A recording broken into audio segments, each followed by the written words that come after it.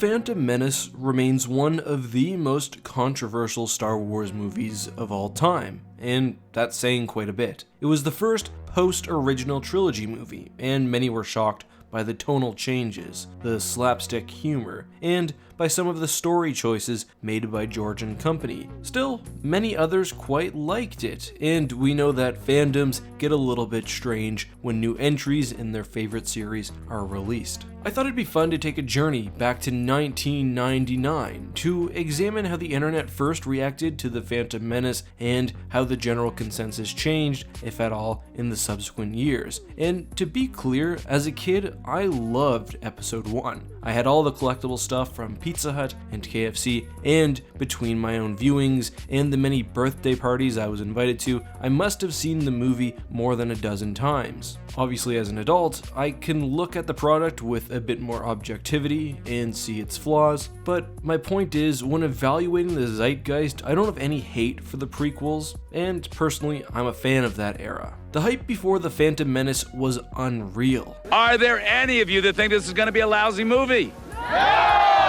Star Wars fans had not yet been divided on a mass scale like we saw with the prequels, though of course many did not hold Return of the Jedi as highly as 4 and 5. It had also been over a decade and a half since the last movie, and Star Wars fans were ready to be excited again. This was well illustrated on the Box Office Guru forum, where users could submit their opinion on whether Star Wars would beat the Titanic by email, and the responses would be posted for all to see. After a few exciting trailers, people were confident, some radically so, that the movie would blow Titanic out of the water, at least from a box office standpoint. Here's a fun quote. "What strikes me when reading the forum is the amount of hostility some of the Force-loving Star Wars fans can exhibit. Phantom Menace hasn't even opened yet. I hope they can be honest if it isn't the greatest film ever made, as some of them are convinced it will be."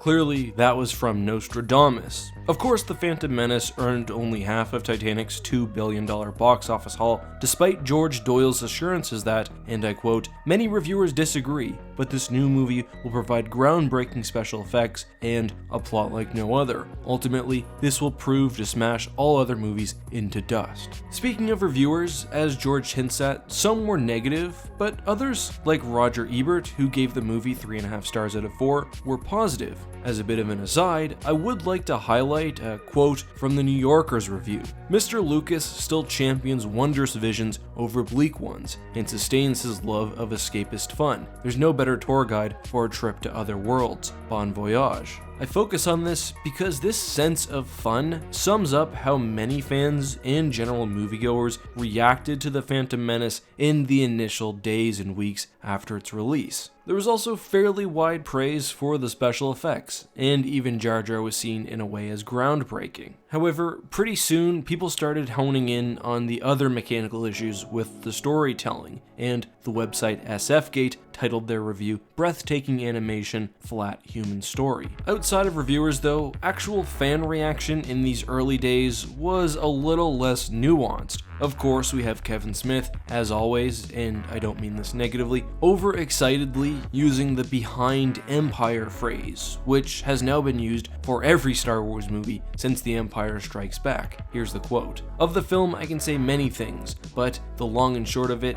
is that I liked it quite a bit. I'd rank it right after Empire in a list of my fave Star Wars movies." But let's take a look at the more average Star Wars fan who was active online in the 90s. For that, we can go to two places. IMDb, probably the oldest forum for discussing and rating movies, and arguably the greatest Star Wars forum of all time, theforce.net. Let's start with IMDb, which nicely lets us sort comments from oldest to newest, so we can actually see how people were responding as the movie came out. Of the first 20 or so reviews, only 5 are neutral or slightly negative. The rest are absolutely overwhelmingly positive, with a focus on how the movie is a return to form forum for Star Wars, one of the greatest yet. These posts, however, were made before the actual release, so whether they are fanboys or something else, it's hard to say. We also see the beginning of a trend where hardcore Star Wars fans attempt to repudiate the mixed critical reception of the movie. This continues after the movie's release on May 19th with comments like the following. Many critics who attained a preview of the prequel tore into the movie, claimed that it was a completely terrible film, that it's not worth the hype. Well, it is. I can firmly say that the critics who did not like it must have seen a different movie than I did. The Phantom Menace is a wonderful film in and of itself. The acting and story is always interesting and, at the very least, very good. The special effects are back on the screen as everyone expected. In short, the film is perhaps one of the best in the series, if not one of the most enjoyable films I have seen this year. It's really hard to overstate just how many times comments like this appear. I don't want to get into the psychology of this. I think it has a lot to do with cognitive dissonance, needing reassurance, and most importantly, placing too much internal value on the quality of something that you like, but it's interesting.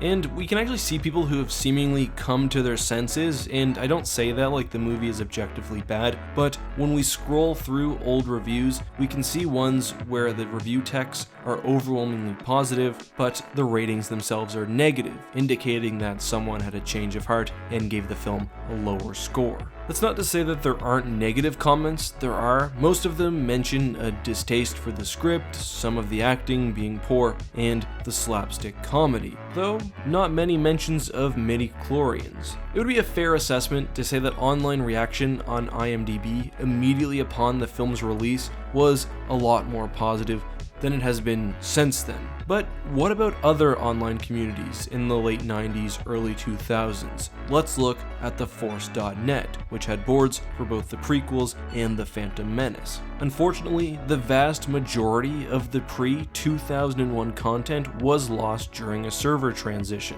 We can see some of it from the Internet Wayback Machine, but it's hard to get any real information. What is still available, again mostly from 2000, but especially after 2001, does however present us with a unique perspective. Hardcore Star Wars fans on a forum dedicated to the Phantom Menace, discussing the film with some time after seeing it. And if you look at the 3 most replied to posts of all time, you get a good idea of how the forum was thinking. They all bashed the Phantom Menace. There was also a thread gushing for the Phantom Menace, i.e. giving it praise and no negativity, but gushing threads were much less popular than hating threads. We see a ton of posts about how Star Wars is dead, how George destroyed Star Wars, but conversely, also those defending the movie, saying that the mistakes were mostly in execution rather than ideas. Still, by the early 2000s, before Attack of the Clones, public opinion was pretty heavily negative, on this site at least. Of course, this is cyclical, and we see the exact same thing when Attack of the Clones came out. Overwhelming positivity, perhaps to the point of ridiculousness, later ceding to more reasonable and rational discussion. Here's some of my favorite quotes. Oh man, the movie is absolutely unbelievable. Definitely right up there with Empire Strikes Back. I liked Phantom Menace, regardless of what some people thought, but this one blows it away. The love scene between Anakin and Padme doesn't take away from the movie at all. They're similar to the love stuff between Solo and Leia, so anyone who thinks it's going to be bad because of that needs to realize it doesn't take away from the movie at all. Let me say this, if you liked TPM, you will love this film, and if you didn't like TPM, I think you will still love this film. The characters and storyline are much more like the original movies. Saw Attack of the Clones at the opening in Australia, and geez, agree that this is up there with Empire Strikes Back. I cannot see how George will top this. I think it is better than Empire, but it is very different from it. 9.5, the only thing better was The Empire Strikes Back, and that only barely. Empire was more enjoyable on a filmmaking / plot / dialogue level, but I think AOTC was more entertaining overall. Now, let me just say, I am teasing these people and perhaps a little harshly, but it's totally understandable to get caught up in the hype and to even rationalize a movie into greatness. And And some of you might think that I'm just cherry picking average users, but if you look on the forum at the time, 65% of people voted the film 5 stars out of 5. And dissenters were a minority and usually heavily criticized, even by those who hadn't seen the movie yet. This is not common to the prequels, or certainly Star Wars generally. We see this all the time in some of the more intense fandoms. A lot of the discussion was also about whether the film was better than the Phantom Menace, which at this point was accepted as a disappointment, and thus much of the praise for Attack of the Clones was thus compared to the Phantom Menace. Some things truly never change, and I've got a few more examples of that, completely unrelated to the pure quality of the movie. On theforce.net,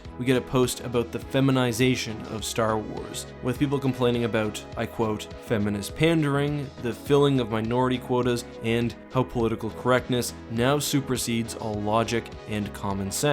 Personally, I thought that was pretty funny, as we're having the exact same discussions today. Discussions around race were also very common when the Phantom Menace came out, largely because of the Nemoidians, Jar Jar, and Watto. We also see the unending conflict between the Expanded Universe fans and the fans of the rest of the canon. Listen, it's very simple. EU is for enjoyment and entertainment. It's fun to read some of those books, the good ones anyways. However, they are not canon. They never happened in the SW universe. Every Star Wars fan should think about them in terms of what if, not gee, this is what happened. On the prequel and the Phantom Menace forums, the EU defenders were certainly a minority, and well, the Expanded Universe definitely took some L's. But that's all for today, and I really hope you guys enjoyed this journey into the past. I think there's a lesson here. Don't get too tied up into whether something is good or bad. Whether these people were reacting honestly to the Phantom Menace depends on the individual, but I think there is some delusion on a sort of grand scale going on here.